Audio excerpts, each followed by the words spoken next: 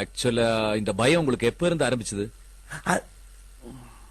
அது நினைக்கத்தான் பயமா கிடக்குது டாக்டர். எதுக்கு நினைக்கிறீங்க? நினைச்சு பார்க்காம சொல்லுங்க. நினைக்காம சொன்னாலும் அழுது போடுவேன்.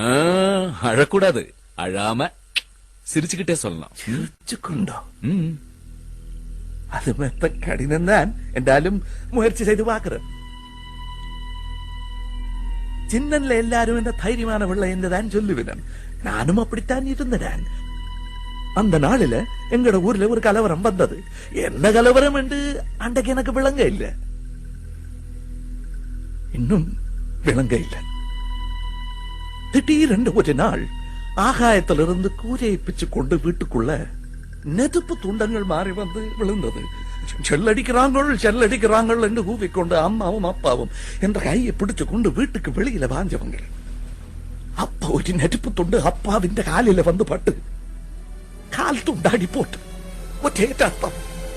அம்மா குளறி அழுது கொண்டு புடவை தலைப்பை எடுத்து காலில கட்டு போட்டவர். சொல்லுங்க.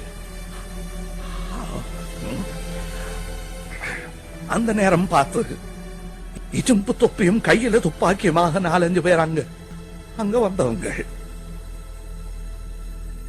ஊர்ல எல்லாரும் என்ற அம்மாவை நல்ல வடிவான மனுஷி என்றுதான் சொல்லுவினம். அது உண்மைதான். அந்த வடிவ பிழையான எண்ணத்தோட அந்த இஜும்பு தொப்பிக்காரங்கள் பார்த்துட்டவங்க. குற்றுவிதா கிடந்த என்ற அப்பாவை வெடி வச்சு கொண்டு போட்டு அம்மாவை கதறு பற்றைக்குள்ள இழுத்து கொண்டு போனவங்க.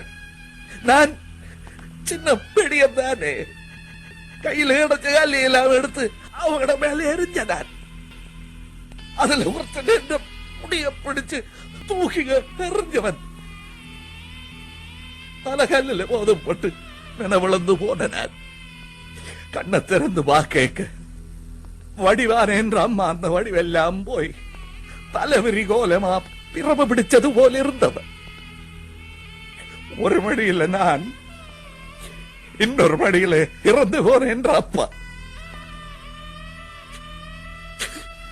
நான் என்று அழுத நான் அம்மா அழ இல்ல, என்னையும் அழ வேண்டாம் என்று சொன்னவன். இந்த வரடா, இனி நீதான ஒரே ஆண் பிள்ளை, தைரியமாக இருக்க வேணும், இனி பயப்படக்கூடாது என்று நான் அந்த நிமிஷம் முதல் எதை கண்டாலும் பயம் டாக்டர். அழாமல் சிரிச்சு கொண்டு சொல்ல வேண்டும் என்று சொன்னீர்கள். அழுது போட்டேன், சாரி.